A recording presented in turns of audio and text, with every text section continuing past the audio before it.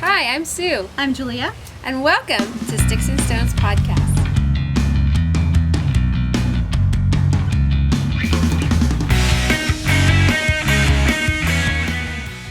On episode 47 of Sticks and Stone Podcast, we will be catching up with the ladies as Julia shows off her latest knitting, Sue catches us up on her jewelry work, and we learn how to do a little bit of metalworking to make a pair of earrings. Join us!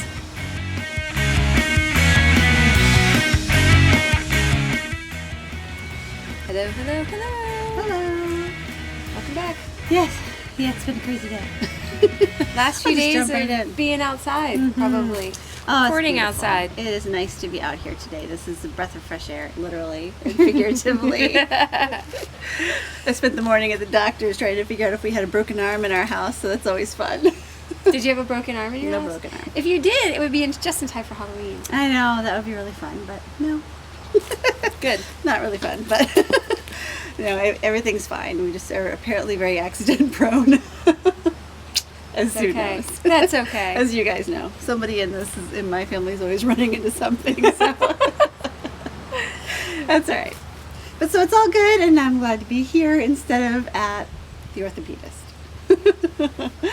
What have you been working on? Were you working on something in the doctor's office today? No, I did not bring anything with me, but I have been working a lot because my son's birthday is next week, and I realized mid-month that I had to make him a sweater.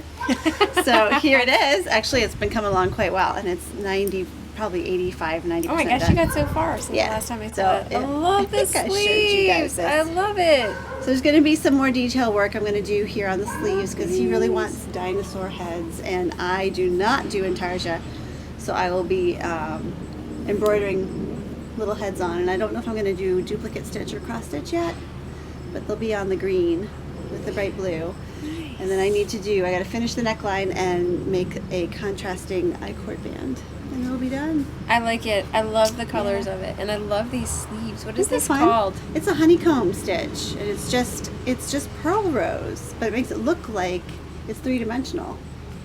I think you added it on after the fact, but you didn't. It's just a different row. So That's it's a really neat cool. pattern. It's called Picovelli, and it only goes up to size 8. So I'm glad I caught it this year because otherwise it would be too small for everybody. So I've been working really hard on that one because I want to get it done, and I'm trying not to work on it in front of him. I'd like it to be a little bit of a surprise. But he told me today he knew I could finish it because I was a really good mama. So. Aw, that's so sweet. Yeah, that was nice. And then when my fingers get tired from this, I've been plugging along on the Rhinebeck sweater because there's only like 3 weeks till that. And I like how you cram all your deadlines into isn't that October. great? Second sleeve. So, Nice. So I got to finish this, which isn't much really. It's maybe another 5 inches, and then sew it together and do edge along the wrap, and it'll be done.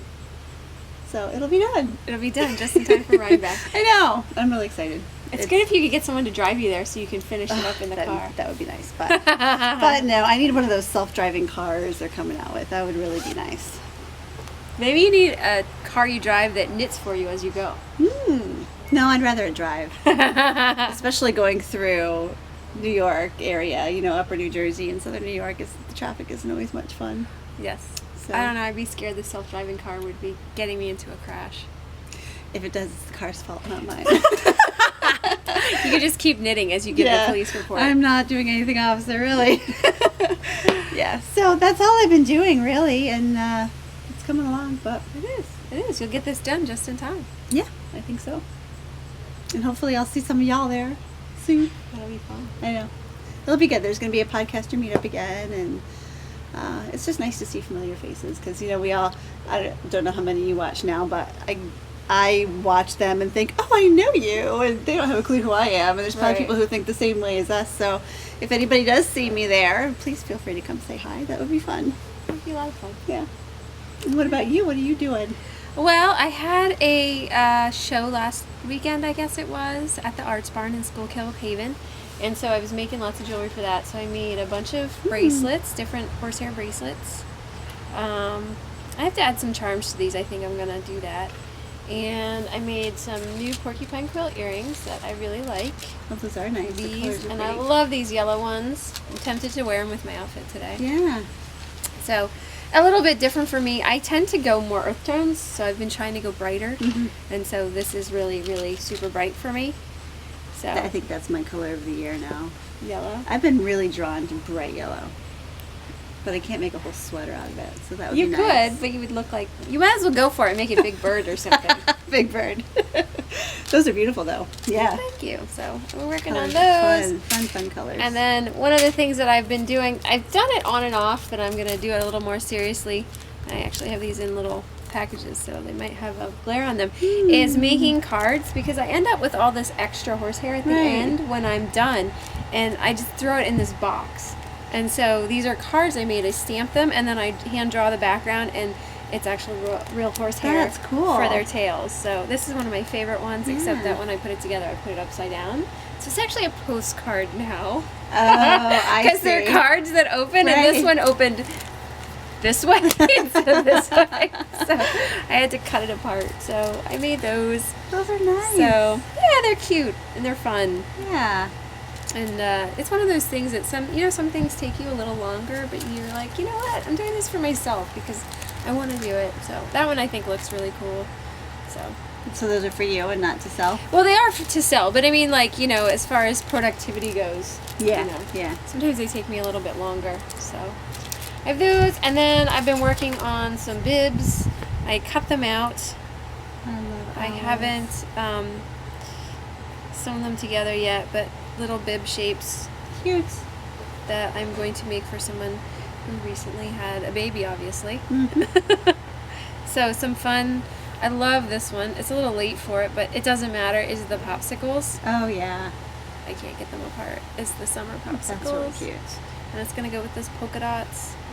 And Babies wear, especially little girls, wear pink all the time, all year round anyway. So I do. But when I make bibs, I try to make them something that moms and dads like, too. Yeah. Because they get tired of all the baby stuff. So this one's going to be modes of transportation and fun circles. Cute. So, yeah. I remember that. Like, you can only do so much baby stuff. And you need to do some... This one's basketballs.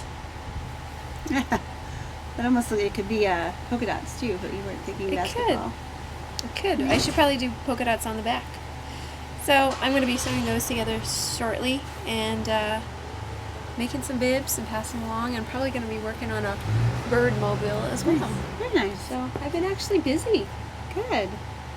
I've got the basic studio figured out. I just have to break up the curtains now, and I think I'm just about ready to have sewing going on again too. Fun. I need to take some more pictures of that so I can show everybody. Yeah. Work in progress. Did you clean up all your glass? I did, and I hung the lights. The lights are up, and I love it when I plug them in. It's like where my studio is. Sunlight will come in the morning, but not in the afternoon, and there's only one window, and so it's like I'm always in daylight. Oh, nice. It's such nice glow, so I love it. Very good. Yeah. Cool. So I think that's why I've been a little bit more productive, is that my studio is a little bit more livable. Yeah, that helps. And it's not that harsh lighting that I had before, so yes. Very good. So we have some winners today. We do. We did the drawings for the Dishcloth Diva and Dishcloth Diva Knits On books that we reviewed a few episodes back. And I have the names here on my handy dandy phone. Our two winners for the Dishcloth Diva book, the random number generator picked number 6, and that is Janice Lee, who's Janice. And the Dishcloth Diva Knits On book goes to number 4, who is Try Linda, and her name is Linda. Those were easy ones this time. Yes. So you guys please drop me a message and let me know that you saw this, and I will send your names off to Cooperative Press to get your copies of the ebooks. So, and thank you guys for supporting Cooperative Press, and thank you to them for letting us review their books. Yes. They're really nice books. They are. Yep. So, our DIY today, we are going to make earrings. I think or those a necklace. are so cool. Yeah. They're going to be copper paddle earrings. So come back soon and join us. On today's DIY, we're going to make these copper paddle earrings. So what you need to make these are copper wire. either 18 or 16 gauge. This I just got at the hardware store. So this one's 16 gauge, this one's 18 gauge.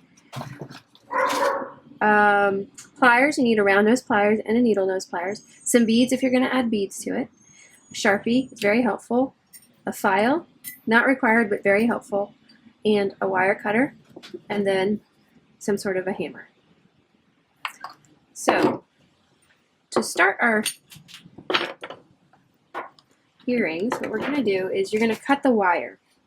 So, for the earrings I used 18 gauge copper wire, and now I can't find the end of it. I made each piece approximately 2 inches, although it's handy that they have a little measuring device here on the back of the package. And so approximately 2 inches. When I'm making these earrings, I like to do it sort of like a production line. I cut all my wire first, I file it second, and then I hammer it third because I like the hammering. It's the best part. And so I like to do it, save the best for last. So once you get your pieces of wire, you want to kind of straighten them out. You can straighten them with your hand,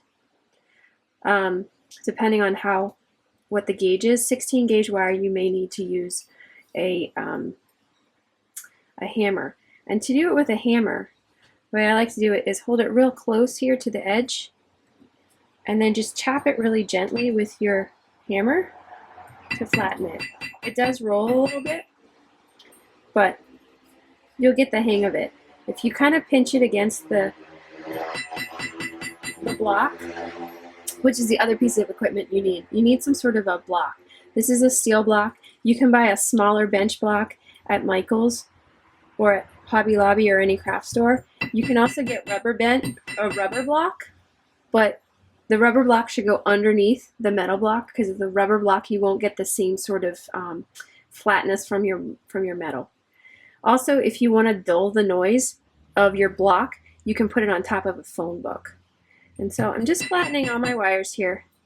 Whenever you're working with metal, the more that you prep, the better your end product. So, flatten my wires. The other thing I want to do is just quickly file them.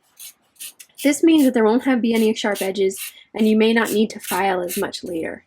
Whenever you're filing metal, you always go in the same direction. Don't saw back and forth because you're just creating new rough edges. So I just slowly, it's hard to see, but I'm slowly just rotating the wire and filing these just to take the rough edge off. So we're going to file each of these that we're going to use real quickly. And then we get to go on to the fun part, which is the hammering. Okay, now. So after you're done filing, the next part is the hammering. So when you're dealing with metal, I want you to think about the metal like a piece of clay. So if we have our long skinny piece of clay here, if you just hit it in one spot, it will mush out and you can make a hole in it. When you're hammering metal, what you want to do is you want to work it. So when you hit it, you're going to push it in a direction so that you get the shape that you would like. And then it keeps you from breaking through it. Okay? So as you're hitting it, you're going to push it in a direction. So we're going to start by, hold this down. So as I hit, I'm going to bring my hammer toward me and away from me, and now in this direction, which is a little bit difficult to see, but I'm basically bringing the hammer this way, and this way as I'm hammering it. And that's what helps give it its shape. You flip it over. Sometimes you can roll it really easily, and sometimes not, depending how straight the wire is. This one is giving me a lot of problems. You roll it over and do the same thing. Hammer it in different directions. And you can see it's starting to flatten out. If it starts to get wonky, you can see this is kind of going around the corner here. You can just turn it on its side, pinch it against the block, and straighten it out a little bit. You just tap it very gently because you don't want to make marks in your metal. Also, if it's, you can see that it's curving up this way, you can lay it down flat.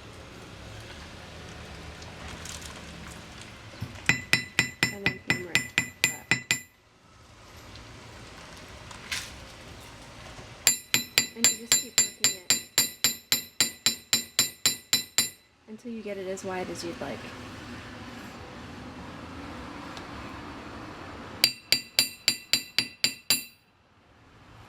Again, it's a little misshapen, so I'm going to put it over on the side of my block.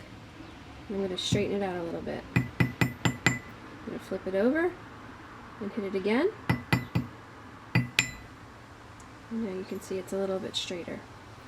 So we're going to work through the rest of our pieces of wire and see what we come up with. All right.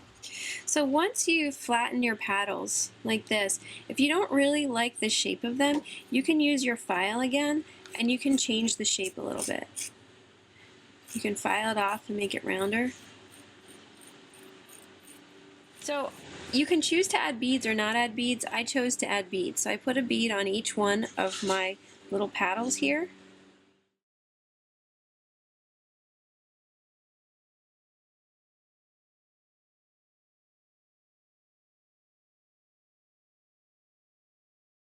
Okay, so now that I did that, sometimes when you do the loops, they turn out to the side. And so you can take your chain nose or flat nose pliers and just grab it and straighten it out. You can also close them up a little bit if you feel like they're open too much. So I'm going to flatten all those really quickly.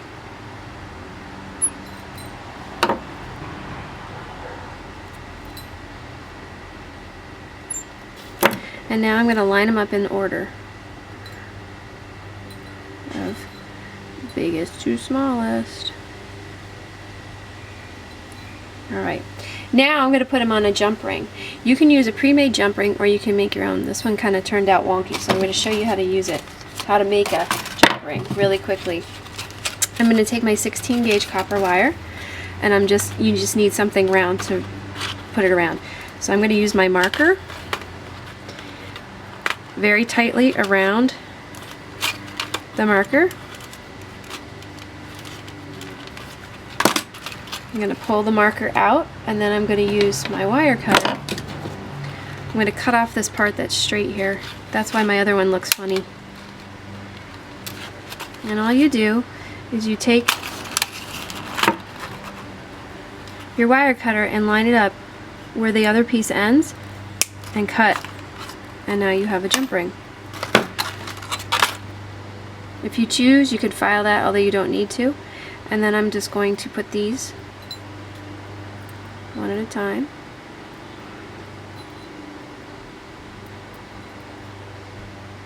Onto my jump ring, along with the earring. And then I'm going to close the jump ring by pushing it together. And there's my earring. Would you like to cut them yourself? Oh, I'll try. Alright, so we go to the back here and pull out about 2 inches. 2 inch It length. doesn't have to be exact. Too bad. No. And 5 of them? 5 of them. That's what I did on my Ooh, that's earrings. too far. You can do as few or as many as you'd like. But I think 5 is a nice number. Yeah. It doesn't get... It might look okay with 7, one more on each side. This one guy is real wonky. Oh, I know why. He's on backwards compared to the other ones. Oh. Yeah, that would be the problem. Good thing you have pliers. Here, fix it. Yeah, he's on backwards. You gotta put them all facing the same direction, or else.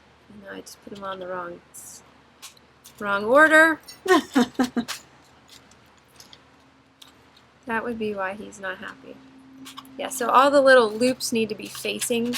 The ends of the loops need to be facing the same direction, and then they stay nicer. Although this guy is bent, that's why he is unhappy with the world. So Okay, so I have 5. But those are 5, and then you Okay. can file the ends just real quickly, just to take the edge off. take the edge off.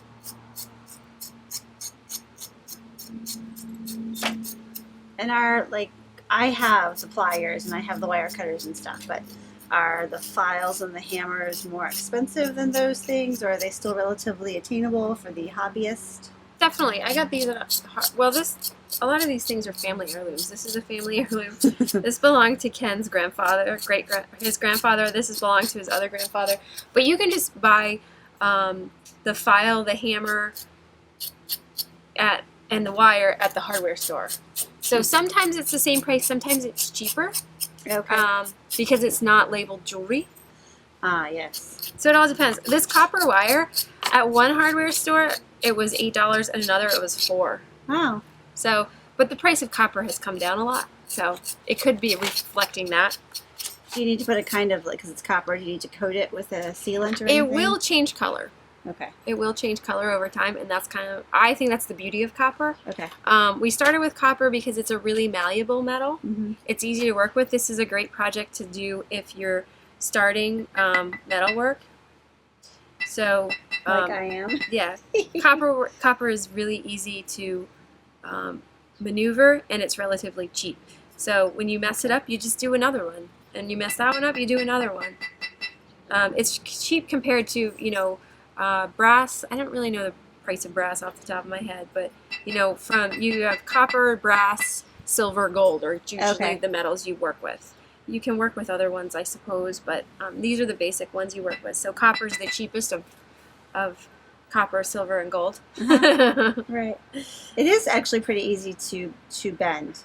Yes, because copper is a soft wire, and what happens is you make copper hard by hitting it. When you hit it, it makes it harder. But there is a point where you can hit it so hard that you break it. Okay. So, all right, so we have filed. Yes. And we've straightened. So now Now you get to hit it with a hammer. Ah, okay. Go.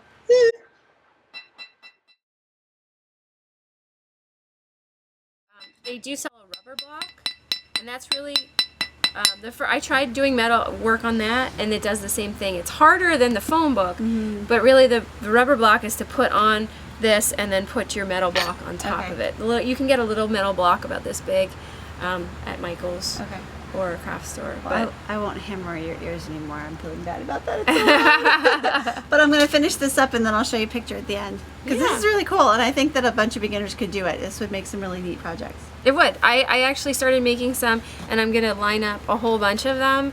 And then I made another piece of wire that I'm going to attach it to and make a necklace. Cool. So these will all slide onto the piece of copper wire, and then I'll attach that to a chain. Oh, right. And make a necklace to You're match have the an ensemble. I don't know. I think that we are quickly approaching our 50th podcast. We are. That's pretty amazing. Which is pretty crazy. So maybe for the upcoming podcast, I'll have to give away a pair of these earrings. Oh, that would be nice. So we'll see. Maybe I can make a few more. Yeah, there will be some celebrating going on. So yeah, party! Stick around for there that. should be cake. Oh, cake. All right. Well, thank you so much for joining us today, and hopefully you guys can take this project on at home. It's pretty easy. I mean, you can, that hammer, if you go in your garage and you or whoever in your household does the repairs has a hammer, you can use any kind of hammer. Cool. You don't need any special kind of hammer to do this project, which is what makes it really accessible. And it makes you feel good to be able to hit something and have it be a good reason to do so. That's right. You can take out all your frustrations. Yeah. So, all right. Thanks for joining us. Thank you. Have a wonderful day. Bye.